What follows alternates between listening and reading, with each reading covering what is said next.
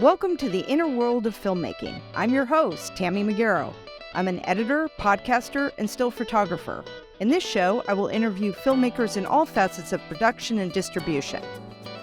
I'm excited to introduce sound mixer Daniel Bonilla, who specializes in commercials and narratives. Welcome, Daniel. So happy to have you on the show today. Thank you so much. Thank you for having me, Tammy.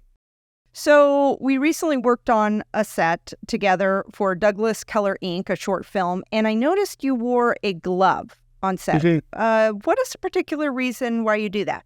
So I was wearing a glove because I was boom mopping and mixing at the same time, but I wear the glove in case I have to slide. It doesn't, cause any sound. And also it's a bright color just in case it gets in the shot or reflects on anything. The camera team could let me know. And it looks cool. It does. It looked really cool. I had never seen that before. So I was like, what is this? So I'm glad now I know. Did somebody teach you that, or is that just something you came up with? No, it's not. Other boom ops do use it. You see it more in like narrative work where it's a little bit more dramatic and anything you could hear, those quiet scenes. So I'm surprised why more boom ops don't use it. I don't know. I feel a little naked if I don't use it. So I wear it basically every shot. Yeah, I think that's really smart because I didn't think about that, because how many times do we hear ding, ding, ding, in the boom? Yeah, or I have to extend or something like that. Yeah. So, yeah. So what got you into wanting to do sound? Well, I come from a background of music, and I think that's where I kind of developed the ear, and then I went to college. And in college, a professor was just like, you kind of have that already. Why don't you kind of segue into this department? And I did, and I studied with two really good professors out there. And then it took me like about a year to sort of then break in to the industry. I was assisting. I was boom mopping a lot, and so that's kind of how I got my start. So how do you get gigs today? Like, do you, is it networking, people going to social media to, reach out to people? I think everyone's a little different. I think every department's a little different as well. I think it's just word of mouth at this point. I think I've sort of developed my sort of equipment to one certain market, and that market is kind of, I'm okay with it. I don't want to expand or, so I've it's just word of mouth and a sort of short answer by choice, really. I don't really do any of the events. I know other friends do, and it works for them, but I think I'm kind of picky who I work with because sound department sometimes gets a little bit of the, I don't know how to say it without, sometimes underappreciated. So I think that's a nice way to put it. So I am picky of who do I use because, I have to have fun at work. I have to like what I do, and so word of mouth. Yeah, I think that's important, and that's great when you get to a place where it is word of mouth. You have to build to that. I don't know why people undervalue sound. If they can't hear it, they're not going to watch it. Yeah, I think also because I don't know. I feel like there's so much content out there. It's just grab it, kind of thing. So I think the new age kind of promotes that in a way. But I have no problem taking the back seat as long as the production has the money. And most of the time they don't. So, ADR is hard. ADR is really hard to do, and it's really expensive. So that's usually how I win my negotiation. Like, hey, let me just have one shot. And then I say, okay, what's your ADR budget? And they usually go, So, and then that's how I sort of get my way. I like that. I mean, because we don't think about that, and ADR, I just think you always can tell when that's been done. It just sounds different. It's hard. Yeah. It's really hard. Even for actors, it's really hard. Oh, yeah. I can't even imagine having to watch it and then mimic it the same way in the same tonation. I mean, that's an art right there. So I was kind of curious, like, what are your audio steps before we start rolling? So, for example, like when we get going, roll sound, roll camera, slate, and all that stuff. Is there anything that you're doing right before to just adjust your levels? Like, walk me through getting ready to actually record sound. So usually, so my approach to narrative. First, I look at location. That kind of judges the level of the voice. What's the scene? Level that. And then last thing I do is look at frame, and I gauge it from there. So it's like almost like 3 steps. Every scene's a little different, but usually people have a sort of basic level. If you're a trained actor, you kind of have like a basic level. So I kind of dial that. I have like an average. But sometimes I've noticed, I don't know if other mixers have noticed, a lot of non-actors speak a lot lower. Maybe like influencers, since they're used to like iPhone content, speak a little bit lower, and that's a little bit difficult, I found, because their projection skills are not out there yet. So, right, I'm being honest. Well, and also, that's good note. And then also, it's probably good if they block the scene first, because then you can hear if somebody's going to be yelling at a certain point. Yeah, of course, yeah. Angry, because I know that can be really I would think that would be really stressful. You don't want to peak, so you're always having to be careful if somebody starts to get louder. I mean, is that just an art, like over time you just get better at knowing when that's going to happen? Getting the right levels is just like pulling focus. It's the same thing. You get the first take is almost like a rehearsal, and then you kind of dial it in from there. Yeah. So. Now, is sound mixing different in narrative versus commercials? I think the workflow is a lot different. I think narrative brings it's a lot of mental strength. I think that's why I don't really do narrative, because I'm happy with my commercial work. Narrative is tough. Narrative is tough in all departments. Yes, you approach it different. You have a lot more prep, I find.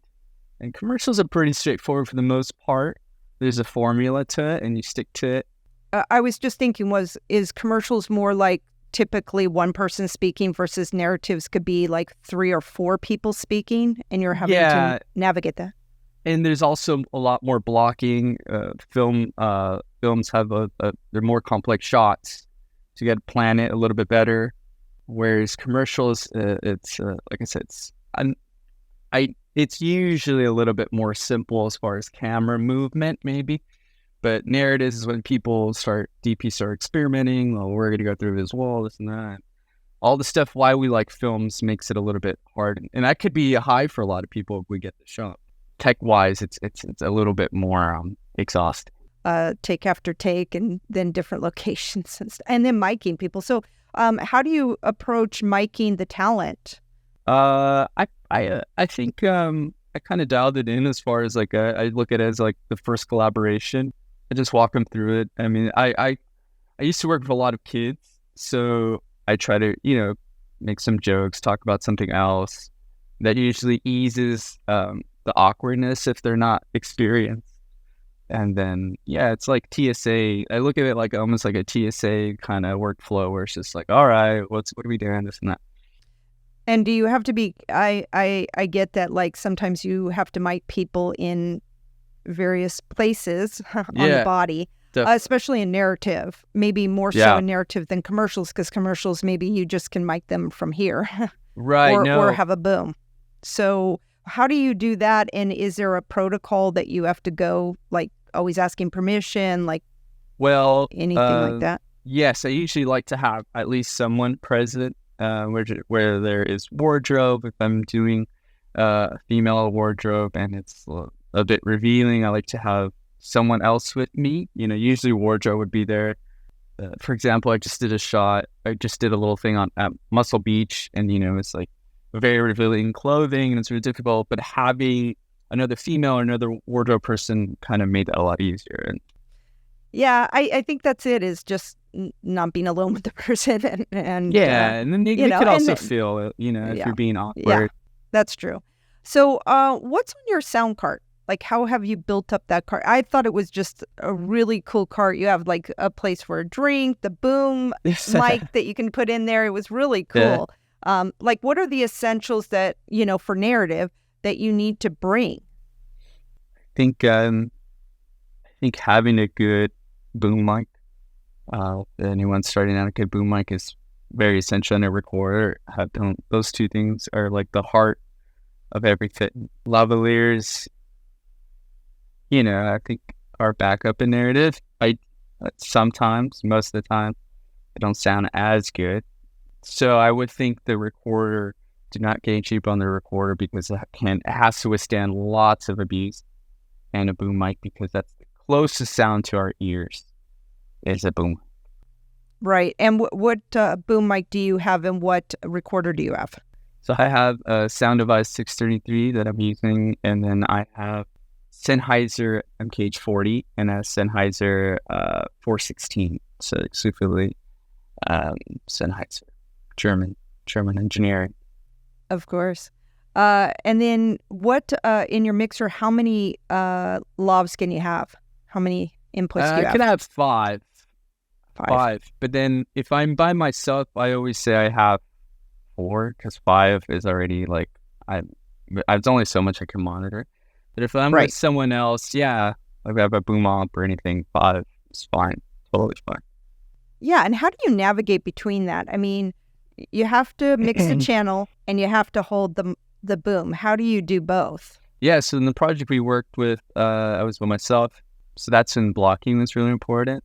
And then, so I kind of do all the mixing during the rehearsal, and then boom op, because I have a lot of experience with it, is like the easiest part because I've been doing it for so long. So yeah, it's like a first AC point focus. Yeah. And then what are your top 5 challenges on set with sound? Luckily, it's not egos. It used to be egos when I was working narratives, clashing with actors, disrespect from directors. But I don't have that problem anymore. So good. I just get, my top challenges are work. And I think this is why I get paid, is getting the best sound from not a very ideal location. I think that is what makes it a decent production sound mixer. I think locations, there's so much different locations in Los Angeles. That is probably like the main thing. And I think anything wireless is a little tricky now because things are getting a little bit crowded in the United States for RF. So I think if I'm by myself, that pulls a challenge. So I think location and RF stuff, nerdy stuff like that, kind of challenge me. Usually after you get a certain point, scenes kind of just blend together. It's very like, you kind of see almost the same scene over and over again in a sort of tonality standpoint. So you kind of dial that in. When you have a problem like the RF channel, like getting feedback or something, or maybe you could give me an example, like what was like one of the, like a challenge that you had on set and you're like, oh my God, this is a problem. And then how did you go about problem solving that?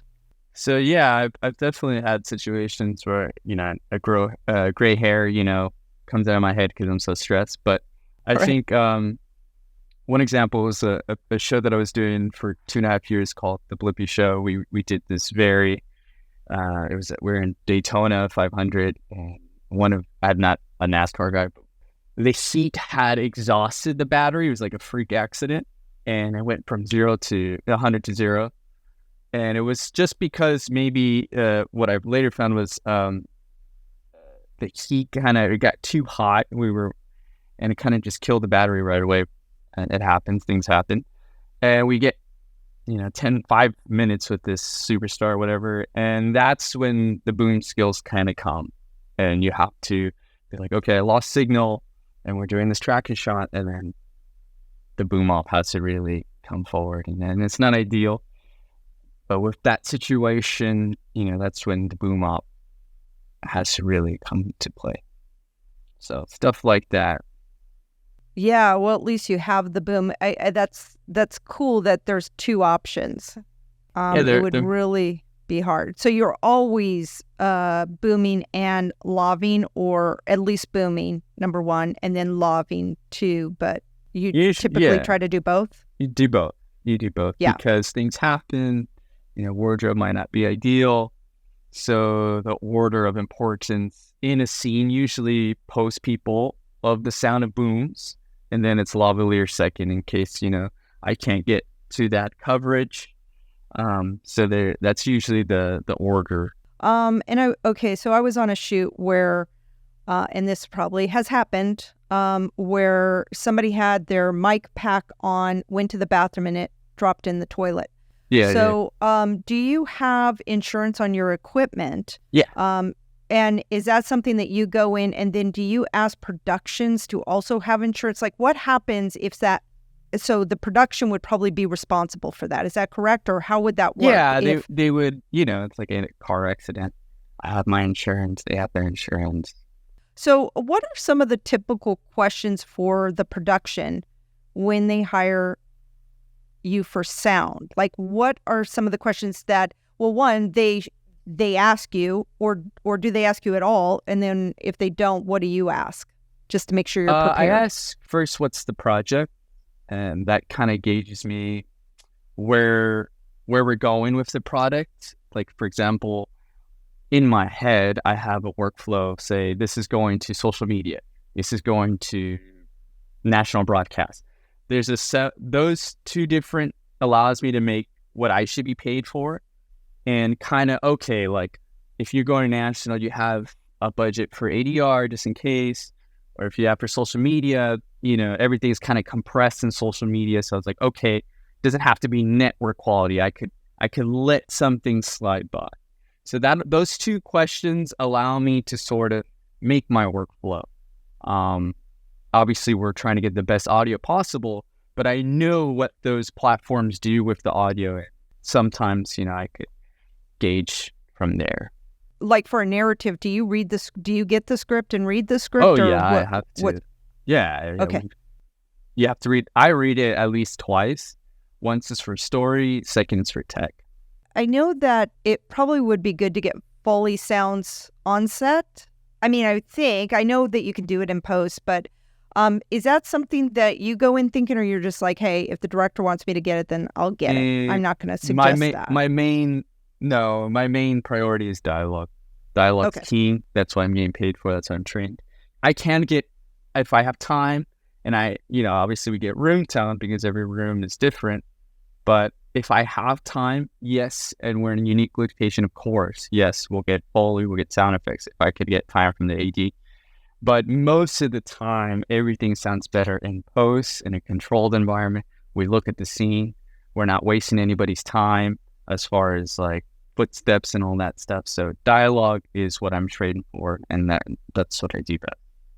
Okay. So it's more important probably, so maybe Foley if you want to get it, but most of the time it's better in post to create it in post or find something in post. Yeah, because then we'll know what shot it has to be customized to. Like, for example, I could get footsteps, but if it's on a certain part of the gravel, like, someone will be able to see the screen, the shot they chose, and dial that in, Yeah.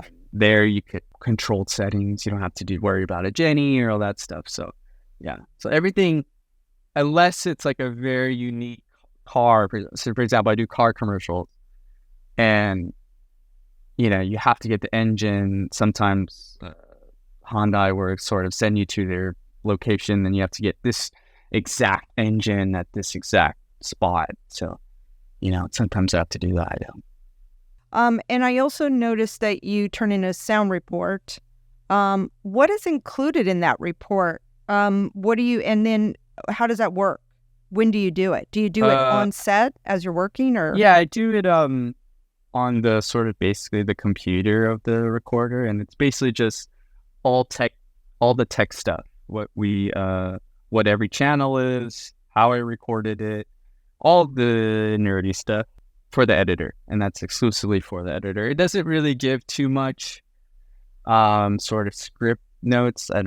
If I have one, I'll let the script supervisor know or something. And which I think when you were doing script, I gave you some notes. Well, I think that's great because sometimes it's like, especially on short films with low budget, it's the one thing that the editor is like, what are the channels of the people? Sometimes they're not given that. So it's like, okay, now I got to figure out who's who. Yeah, it's how do I make the grumpy editor less grumpy? Give him, right. Give him the less to think about it. I love it. Now, on our set, you had a headset and a receiver for the director and the scriptie, which I found so nice because on short films, sometimes you don't get that at all. Is that something that the production needs to ask you ahead of time, or is that something that you typically just bring? I typically bring to anything a narrative-based, commercial-based. It's kind of, usually some directors don't like it, but, if there's an assistant or the shot gets complicated, the camera op needs to hear it or something, I'll have those on standby. So, I usually talk to production about it if we need it, and that's part of, I add that to my kit, sort of like a bonus thing that they usually, if it's there, they'll use it, but. No, I think it's really great because sometimes you can ask and they don't have it. So are there some questions that producers should be asking you when hiring you that just from your experience that you'd say, hey, you should ask me these things so that I can be prepared to bring them? How many people are talking is usually like the most first question that I ask, just because that gauges the workflow, how much work, right? Really, so if I'm focusing on dialogue and there's 8 people talking a round table, that's a lot of words. And so that's the number one question. How many people are talking? Where are we shooting? And what time's lunch? People, those 3 things. Any advice to producers or directors when working with the sound mixer over the years that you've found? Yeah, I think, and I think this goes across the board for any department. I think the best directors are the best collaborators. They ask questions. And I'm there to serve the story and give you my tech advice. So let's just talk for 2 seconds. What's your sort of like thoughts? Like as far as like, are you worried about the scene because of what location you shot? Those things go a long way because it establishes a collaboration, and just ask questions, and, I'll give you my tech advice. You don't have to follow it. And is there, would you, like in pre-production, sometimes they don't have them, but is that something that you feel is important for you to be involved in, to ask questions and stuff, or do you feel like pretty much on set you'll know what to do and you can figure it out? Besides, how many people do I need to mic? And depending on like the scope of the project, I don't need to be at like every pre-pro meeting. A week before, if you send me an email, what's going on, what's the project? I was just curious, would you be willing to share like how much should one charge as a sound mixer starting out, like just giving a range of like, as a sound mixer, what is the amount of payment that you could make? Because I think sometimes what's daunting is how much should I charge? And also, do you charge a separate fee? Like there could be your day rate and then your kit fee. I don't know what that's called for sound, but no, definitely a kit fee. I think for someone starting out, I think I averaged, obviously I'm a freelancer, made my own sort of budget, but what the project is, if it was like 2-3 people talking, okay, I would be like $100 more than the PA at the time, and sort of gauge it with what PAs are making plus 100. And that was just kind of just my starting out kind of number. Because I kind of put my mindset, the producer, when I was trying to get hired, it's like, oh, he's starting out, but I can afford that. If I can afford a PA, it's $100 more, whatever. So I used that approach to negotiation. But I didn't tell people I was starting out when I was starting out, which, I think, fake it till you make it or something a little like bit, that? Like I said, like, obviously, like, don't say you're like this hotshot coming to set, but I think people can know, like, right off the bat, but like, as long as you could do the job somewhat, like, and then once more experience starts coming, I think I gauge where, as a business person, I gauge where the product is going, and then I'll know how much money I should be making fairly. And sometimes I get lied to from production. Oh, this is just going to social, and then it turns into like a national thing. Well, you never told me that was a little move. So I gauge where the product is going, and it can be subtle questions. Oh, what is this project? And I'm not, and I'm mindful if it's a passion project, I'm not going to be super, I know, times are tough or whatever. So, where's the money coming from, basically, is what I ask in a subtle way. So, I mean, are you asking, like, what's your budget? Do you ask them first how much they want to pay? No, you don't. I never ask what's the budget. I always ask, what's the project? And then from that project, where it's going, I kind of gauge, okay, like, the producer probably got this. Or I kind of, like, make an assumption. Obviously, I have my base, what my average is, how much I don't leave my couch at, a certain number. Because I have to think like a producer as well. Yeah. A good filmmaker or a good business person should think like the filmmaker, the producer. Now, do you charge a kit fee? Let's just go with starting with just a boom.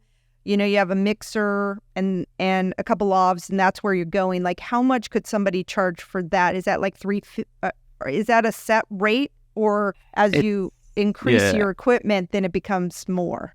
It can increase. Sometimes you don't have a kit fee. Like I say, if it's a passion project, it could be from minimum $100 to, I think I've charged like $800 a day or $600. So it depends. If I have to rent other equipment, which I don't own, for a bigger project, then I tally that. And, so it all, which happens a lot. Sometimes certain projects want certain things. I rarely use that piece of equipment, so okay, I'm gonna rent that out from a buddy, which happens. It differs, like I said, $100 or to $800 for a kit fee. $800, yeah. Depending on the project, especially if it's like a commercial, then depends on where it's going, what's the project, who's paying for everything. Sometimes I don't even do a kit fee if it's like a passion project, which someone worked really hard on a 9 to 5. I'm a bit lenient. Unless you're like a Silicon Valley person, I'm not going to hassle you, which does happen, so.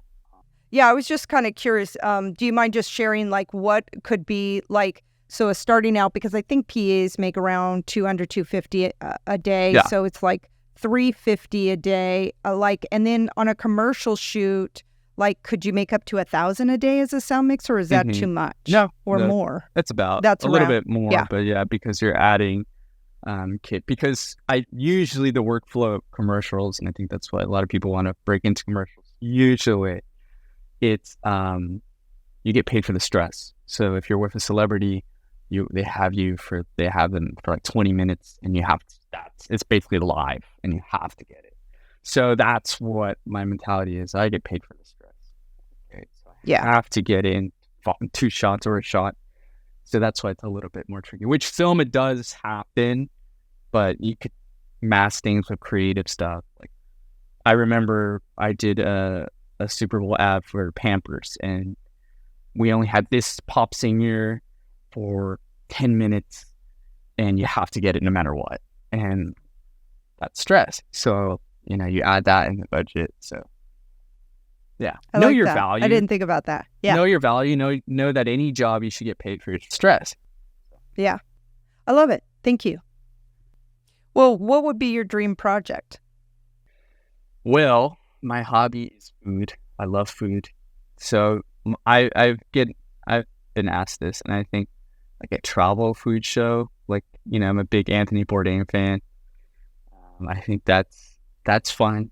That workflow is really fun to me, because the story is developing as you're there on set, and I think like a food travel show would be pretty cool. Yeah. Would you like to do more travel shows, period, where you travel and do the sound, or? Yeah. I worked on a company like a year ago, and we traveled a lot, so I kind of got burnt out with travel. So I kind of like my time in LA, but there's certain cities that I didn't get to see in the U.S., but on most part, I did see most of the U.S. through them. So I always had this joke that the production sent me to the cities that I don't want to go to. Oh. So it's like, why can't we see this in Hawaii? You know what I mean? Right. But like, we chose a different city. That's a joke. But yeah, I think like food is cool. Yeah. And then when you're traveling and with your audio equipment, can you bring your cart, or what do you do? Does your cart collapse? Like, what do you the cart collapse, everything goes into pieces. The brain of it I bring with me just in case, because I've had TSA break a couple things. And so you kind of just have to rent up this wherever you're at.